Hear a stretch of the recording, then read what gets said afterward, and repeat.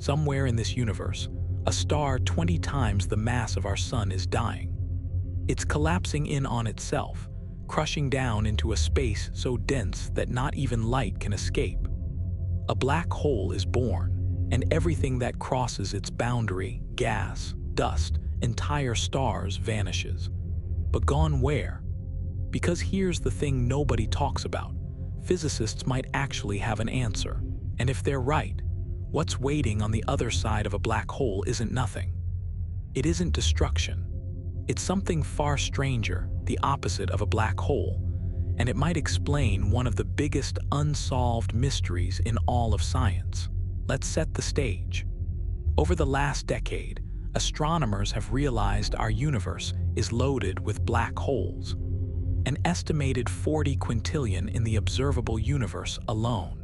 They come in wildly different sizes, some just a few times heavier than our Sun, others billions of times more massive.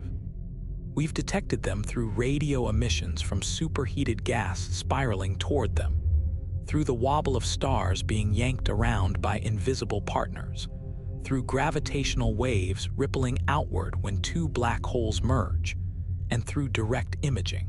In May of 2022, the Event Horizon Telescope collaboration released the first image of Sagittarius A star, the supermassive black hole at the center of our Milky Way, roughly 27,000 light-years away, and weighing about 4 million solar masses.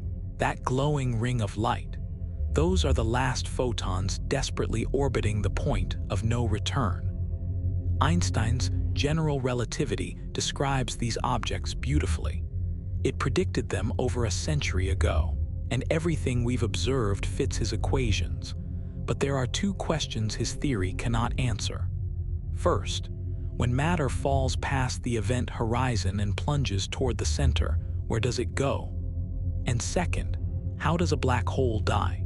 That second question is critical. Back in the 1970s, Stephen Hawking made a stunning theoretical discovery. He showed that black holes aren't perfectly black. Thanks to quantum effects near the event horizon, they emit a faint glow of particles, what we now call Hawking radiation. This radiation carries energy away from the black hole. And because mass and energy are linked through Einstein's famous equation, the black hole is slowly losing mass. Over mind-boggling stretches of time, timescales of 10 to the power of 67 years for a solar mass black hole, it shrinks, evaporates, gets smaller and hotter. But then what? What happens when the black hole becomes impossibly tiny? This is where things get wild. The reason nobody can answer these questions with Einstein's equations alone is that both scenarios involve the quantum behavior of spacetime itself.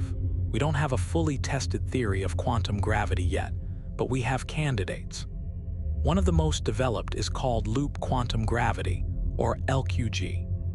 In development since the late 1980s, it treats the fabric of space not as a smooth, continuous sheet, but as a network of tiny, discrete loops, a spin network.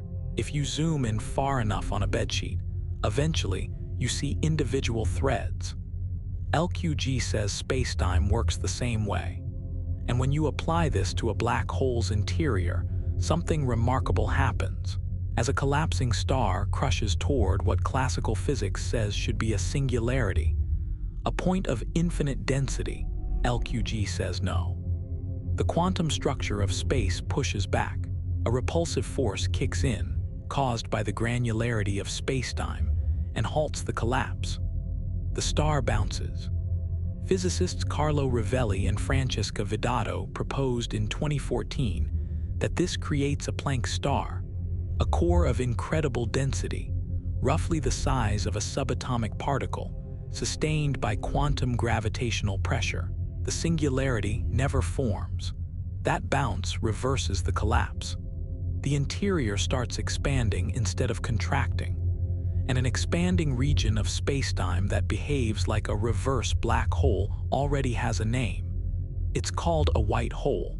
A white hole is a black hole played in reverse. Inside a black hole, everything falls inward and nothing escapes. Inside a white hole, everything moves outward and nothing can get in. Picture a ball falling to the ground, hitting the floor and bouncing back up. The upward trajectory after the bounce is the time-reversed version of the fall. That's the relationship between a black hole and a white hole. General relativity has always allowed for white holes mathematically. They were just never taken seriously because there seemed to be no physical process to create one.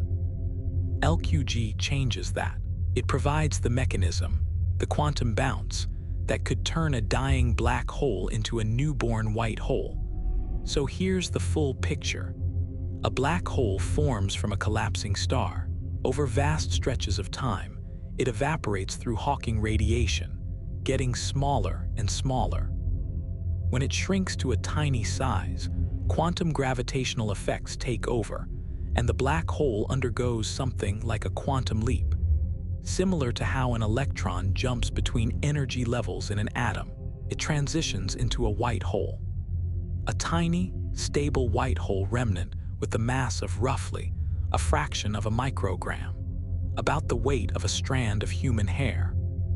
Most of the original energy has already radiated away, but what exits the white hole is residual low-energy radiation, carrying all the information about everything that ever fell in. This could resolve the black hole information paradox, one of physics' deepest puzzles, which asks how information can survive if a black hole apparently destroys everything.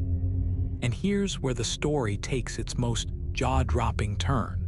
If tiny white hole remnants are real, and if primordial black holes from the earliest moments of the universe have already evaporated and transformed, the cosmos could be filled with these objects right now. Ravelli and Vedato estimate that if dark matter is made of white hole remnants, a few might pass through your living room every single day. Dark matter makes up roughly 85% of all matter in the universe, and we still have no confirmed detection of what it is.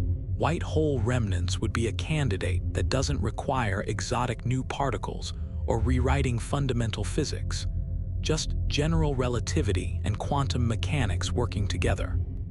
Can we detect these things? That's the hard part.